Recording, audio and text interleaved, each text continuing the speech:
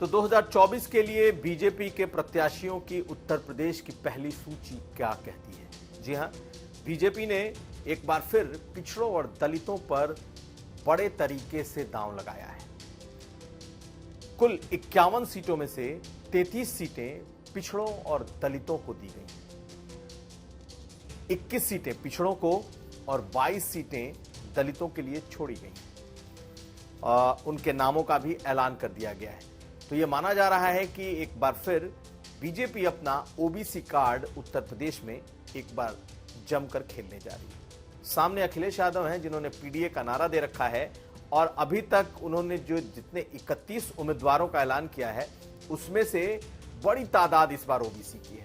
तो उत्तर प्रदेश का चुनाव इस बार ओबीसी के लिए जंग का एक मैदान बनने जा रहा है, ये बिल्कुल साफ है। लेकिन बीजेपी जैसी पार्टी जिसे सवर्णों को भी अपने साथ जोड़ने की जो उनके जुड़े हैं उन्हें भी टिकट देना है, ओबीसी को भी रखना है, दलितों को भी रखना है। बीजेपी मुसलमानों को टिकट उत्तर प्रदेश में नहीं देती, ये उन्हें एक कह सकते हैं नंबर के हिसाब से, टिकटों के हिसाब से फायदा होता है जो वो ओबीसी और दलितों में बांट देती है, या यूं कहें उससे सवर्णों का नंबर बढ़ जाता है। दूसरी तरफ इस बार समाजवादी पार्टी भी लगभग यही खेल कर रही है।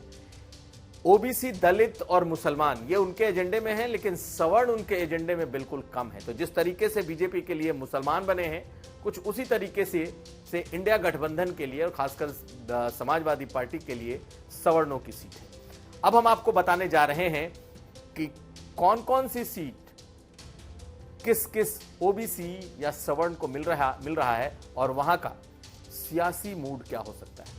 सुनिए, पश्चिम में अगर आप देखें तो गुर्जर और जाट, इसके अलावा ओबीसी के कई और चेहरे आपको दिखाई देंगे।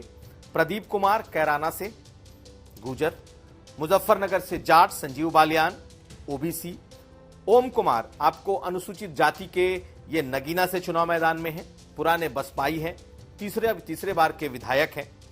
रामपुर से घनश्याम लोधी उपचुनाव में जीते थे, कभी समाजवादी पार्टी के बेहद करीबी हुआ करते थे और इस बार ये दोबारा चुनाव लड़ रहे हैं बीजेपी से।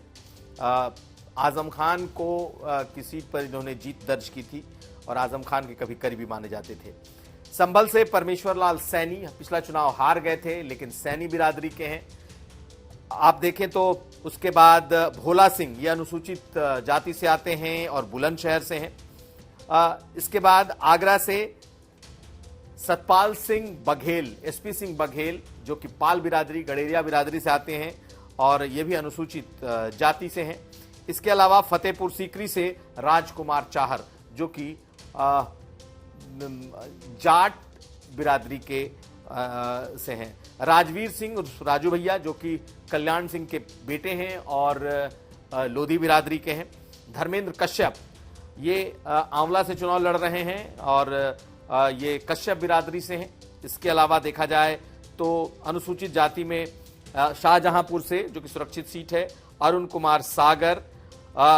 फिर अगर आप धौरहरा देखें तो धौरहरा से रेखा वर्मा जो कि कुर्मी बिरादरी से आती हैं। सीतापुर से राजेश वर्मा ये भी कुर्मी बिरादरी से आते हैं। जयप्रकाश रावत हरदोई से हैं जो कि अनुसूचित जाति से हैं। उन्नाव से साक्षी महाराज ये भी लोधी बिरादरी से आते हैं।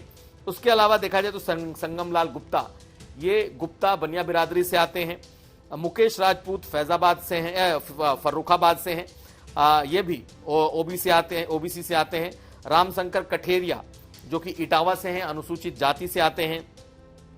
अगर आप उसके बाद देखें तो भानु प्रताप सिंह वर्मा जालौन से अनुसूचित जाति से आते हैं। इसके बाद कुंवर पुष्पेंद्र सिंह चंदेल, हालांकि ये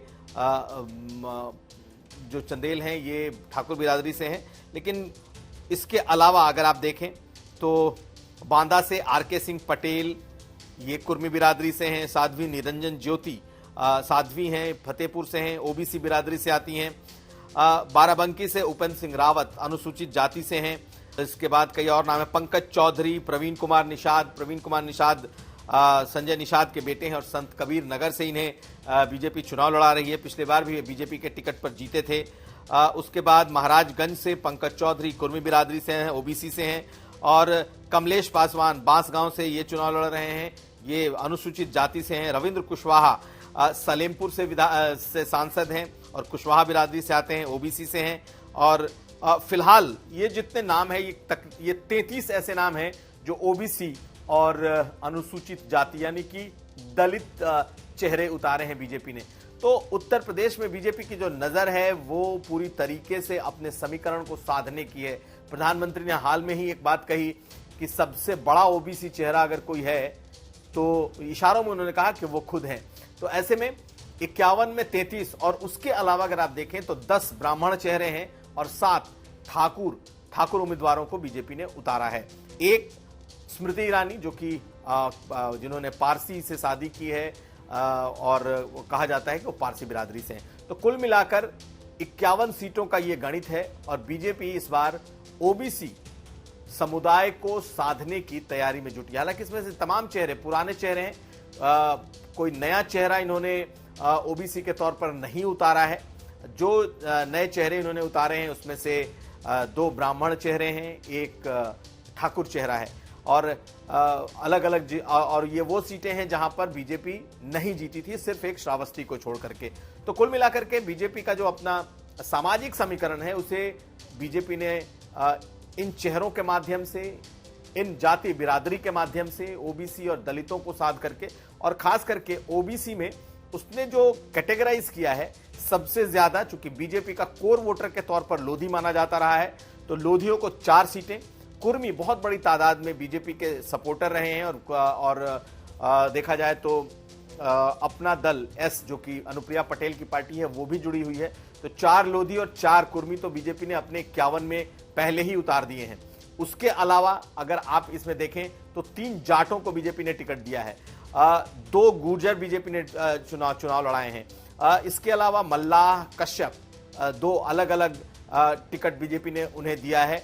साथ साथ कुशवाहा, एक कुशवाहा को बीजेपी ने टिकट दिया है, एक गुप्ता बीजेपी ने वहां भी टिकट दिया है, लेकिन इसके अलावा एक निषाद को बीजेपी ने टिकट दिया है। तो ओबीसी जातियों में बीजेपी ने इस बार एक बार फिर उसने अपना समीकरण बिठाने की कोशिश की है ताकि सभी जातियों का एक रिप्रेजेंटेशन साफ साफ दिखाई दे। अखिलेश यादव ने भी इस बार बड़े पैमाने पर शाक्य उम्मीदवारों को उतारा है और इस बार बीजेपी से मुकाबले के लिए ओबीसी वर्सेस ओबीसी की एक पूरी, कह सकते हैं कि जमीन पर लड़ाई लड़ने की तैयारी दिखाई दे रही है। देखना यह है कि ओबीसी की इस लड़ाई में क्या बीजेपी बाजी मार ले जाती है या ओबीसी इस बार छिटक कर समाजवादी पार्टी की तरफ भी जाता है। इस पर हमारी नजर बनी रहेगी। कुमार अभिषेक, यूपी तक।